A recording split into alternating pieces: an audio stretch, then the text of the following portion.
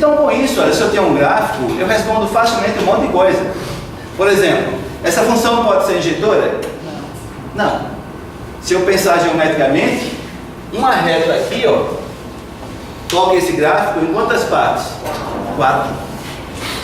Aí eu encontro 4 valores de x cuja imagem é a mesma. Não pode ser injetora, né? 4 caras diferentes tendo a mesma imagem. Então já respondo claramente que não é injetora. Tá certo? Se for acima desse ponto,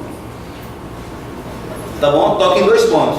Também não seria injetora. Então basta um, né? Se tiver falhou um, já não é injetora. Então, olhando para o gráfico, a gente já tem informação, ela não é injetora. Quem é a imagem dessa função?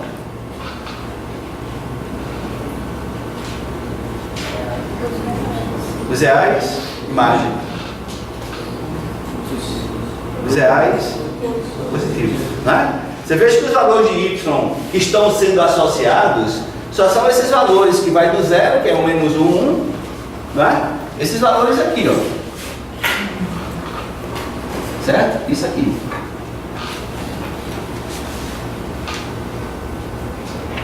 Ok? Essa função, para que ela seja sobrejetora ou sobrejetiva, certo? Contra domínio tem que ser quem? Tem que ser igual à imagem. Tem que ser, tá certo? Igual à imagem. Então, essa função não é injetora. Se você considerar a reta inteira, ela não é sobrejetora, porque esses elementos aqui de baixo não vão estar associados a ninguém. Mas se você colocar igual à imagem, aí ela seria sobrejetora, tá certo? Então, mostrando para vocês que às vezes a gente precisa perder muito tempo, a gente está interessado em algumas informações e não precisa estar fazendo as contas. Então, o conceito do módulo foi fundamental para que eu pudesse fazer esse esboço. E a partir desse esboço, eu ter as informações que eu quiser. Certo? Agora, vamos voltar para o módulo, porque usualmente a gente precisa fazer isso. Então, a história é, né? Todo mundo compreendeu isso aqui? Compreendeu, né? A história é a seguinte: Zé Carlos, quer trabalhar com essa função, como é que eu devo fazer? Eu devo desaparecer com o módulo. E para desaparecer com o módulo, a primeira coisa que eu tenho que fazer é estudar o sinal dessa expressão. Certo? Então, eu vou pegar aqui a expressão x2 menos 1 e vou estudar o sinal dela.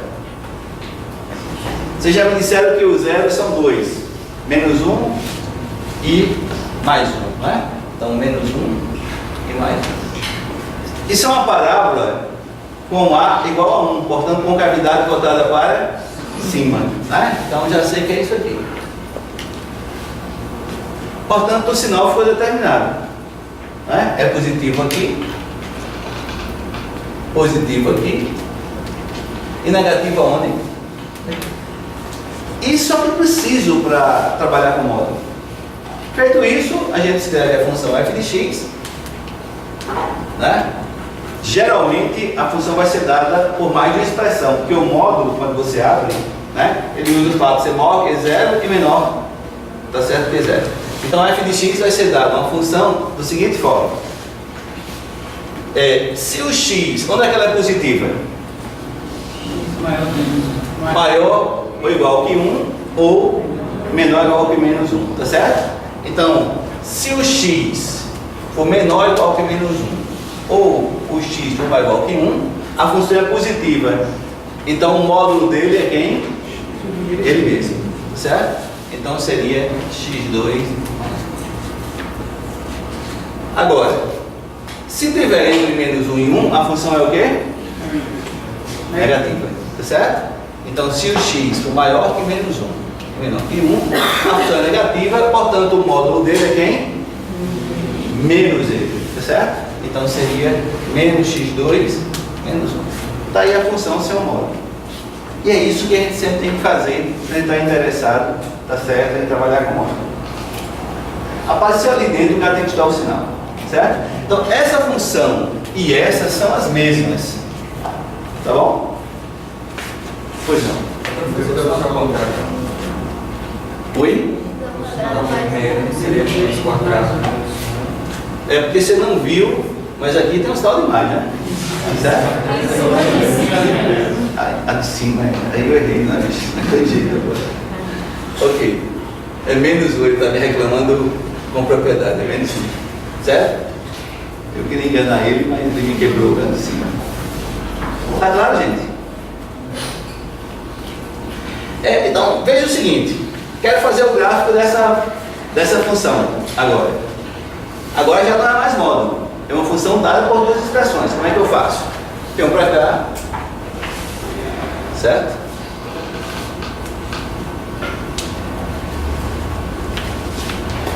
Desenho o gráfico de x2 menos 1. A gente sabe quem é. Certo? É um gráfico assim. Ó. Menos 1. 1. Com cavidade voltada para baixo, né?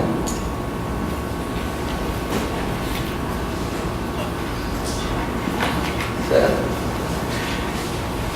Mas observe que só me interessa desse gráfico, eu desenhei essa expressão toda, mas só me interessa desse gráfico a parte que for menor ou igual que menos 1 ou a parte que for maior ou igual que 1, certo? Perfeito? Portanto, desse gráfico só me interessa menor ou igual que menos 1, ou seja, só me interessa essa parte, a igualdade também, ou essa. Perfeito? Essa parte aqui não me interessa. Então você veja que eu desenhei isso e peguei só o que me interessa. A outra é uma parábola também, só que a concavidade é botada para onde? Para baixo. Quem são os zeros dela? Os mesmos. Mais 1 e menos 1. Tá certo? Portanto, ela é uma parábola que passa aqui. Não é?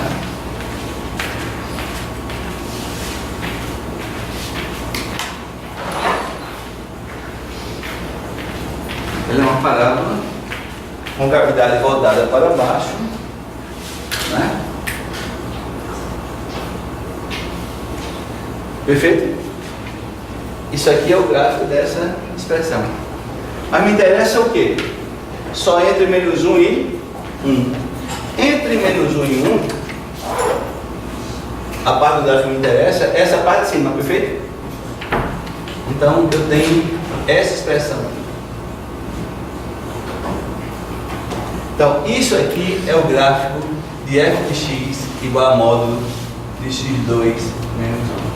Que eu fiz através da expressão. Você observa que eu já tinha identificado o gráfico apenas usando, tá certo, o que eu conheço de módulo e conhecendo a expressão que estava ali dentro, tá certo?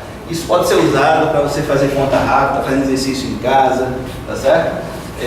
Uma prova, se você for usar isso, pode deixar, não é, essa informação, justifica que o módulo é positivo, reverte, tá certo? Formalmente seria fazer isso aqui. Isso aqui observa que você obtém a mesma coisa. E aí você tira todas as informações, né? Domínio da função, você vê que é todos reais, não tem nada que impeça de fazer essa conta ou essa. Aqui está muito claro. A imagem é só daqui para cima. Ela não é injetora, tá certo? A sobressividade dela depende de você colocar o domínio todo como sendo igual à imagem. Tá certo? Então ela só será sobrejetora se você botar o de chegada como sendo R+. Perfeito?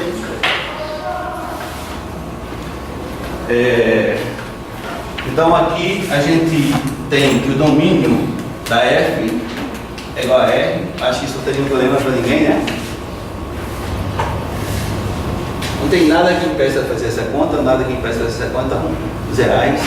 A imagem da F é o R+. Aqui também está muito claro, né? É isso aqui, ó. Os y associados são de 0 para cima, R+, certo? F não é injetora, tá certo? Basta você ver que F de menos 1 é igual a F de 1. Esses casos são diferentes, dá 0. Baixa 1 e já foi. Hein? Depende. A subjetividade depende de como você faz, né? Se você pegar F, você pegar F de R em R,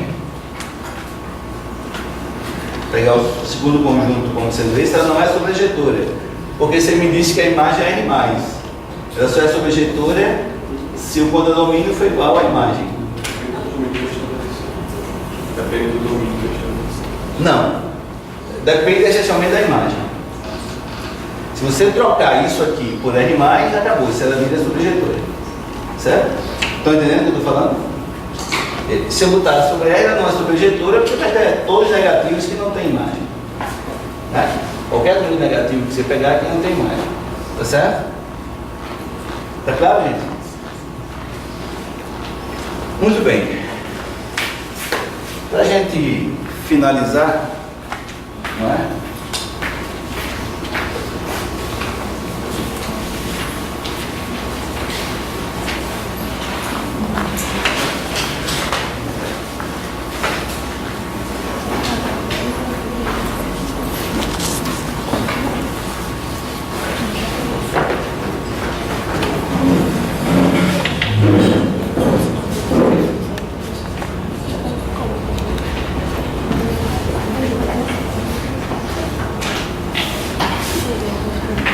Vamos fazer o seguinte.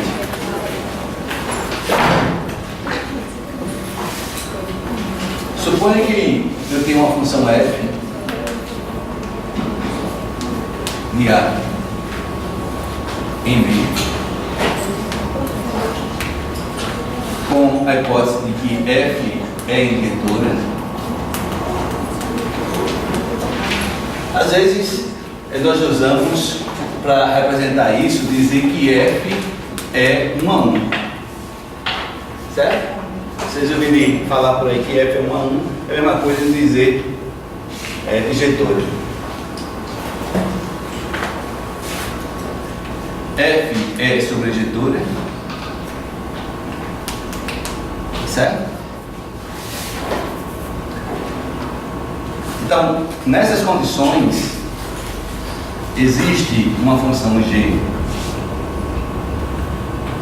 de B em A, ou seja, uma função que volta, tá certo? Tal que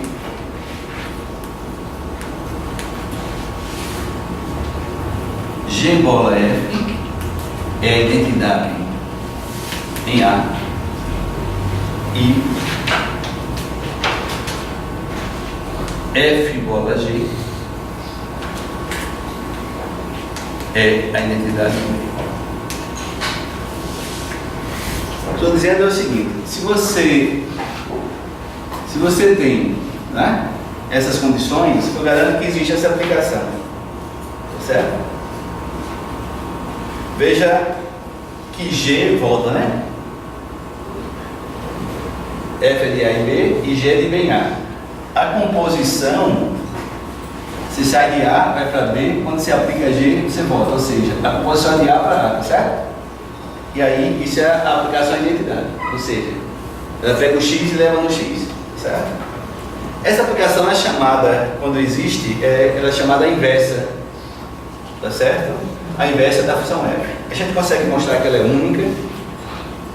Se uma função tem inversa, tá certo? Ela é única. Isso é fácil.